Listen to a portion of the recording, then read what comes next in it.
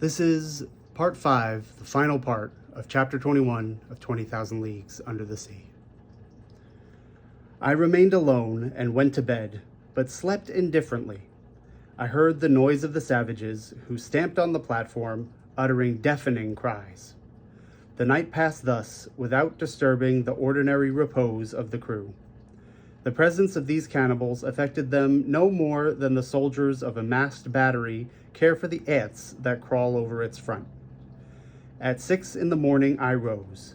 The hatches had not been opened, the inner air was not renewed, but the reservoirs, filled ready for any emergency, were now resorted to, and discharged several cubic feet of oxygen into the exhausted atmosphere of the Nautilus. I worked in my room till noon, without having seen Captain Nemo even for an instant. On board, no preparations for departure were visible. I waited still some time and went into the large saloon. The clock marked 2:30. In 10 minutes it would be high tide, and if Captain Nemo had not made a rash promise, the Nautilus would be immediately detached. If not, many months would pass ere she could leave her bed of coral. However, some warning vibrations began to be felt in the vessel. I heard the keel grating against the rough calcareous bottom of the coral reef. At 5:20 to 3, Captain Nemo appeared in the saloon. "We are going to start," said he. "Ah," replied I. "I have given the order to open the hatches." "And the Papuans?" "The Papuans?"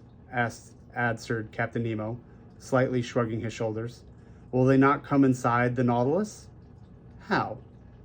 "Only by leaping over the hatches you have opened, Monsieur Aronnax," quietly answered Captain Nemo. "They will not enter the hatches of the Nautilus in that way, even if they were open." I looked at the captain. "You do not understand?" said he. "Hardly." "Well, come and you will see." I directed my steps toward the central staircase.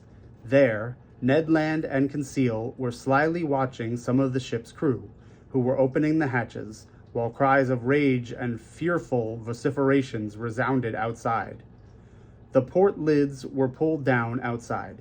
20 horrible faces appeared, but the first native who placed his hand on the stairwell, struck from behind by some invisible force, I know not what, fled uttering the most fearful cries and making the wildest contortions.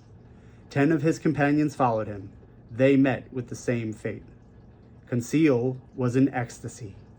Ned Land, carried away by his violent instincts, rushed onto the staircase, but the moment he seized the rail with both hands, he, in turn, was overthrown. "I am struck by a thunderbolt," cried he, with an oath. This explained all. It was no rail, but a metallic cable charged with electricity from the deck, communicating with the platform. Whoever touched it felt a powerful shock, and this shock would have been mortal if Captain Nemo had discharged into the conductor the whole force of the current. It might truly be said that between his assailants and himself, he had stretched a network of electricity which none could pass with impunity. Meanwhile, the exasperated Papuans had beaten a retreat, paralyzed with terror. And for us, half laughing, we consoled and rubbed the unfortunate Ned Land, who swore like one possessed. But at this moment, the Nautilus, raised by the last waves of the tide, quitted her coral bed exactly at the 14th minute fixed by the captain. Her screw swept the waters slowly and majestically. Her speed increased gradually, and sailing on the surface of the ocean, she quitted safe and sound the dangerous passes of the Strait of Torres. Thank you, everybody. We'll be back with more of 20,000 Leagues Under the Sea next week. Have a great weekend.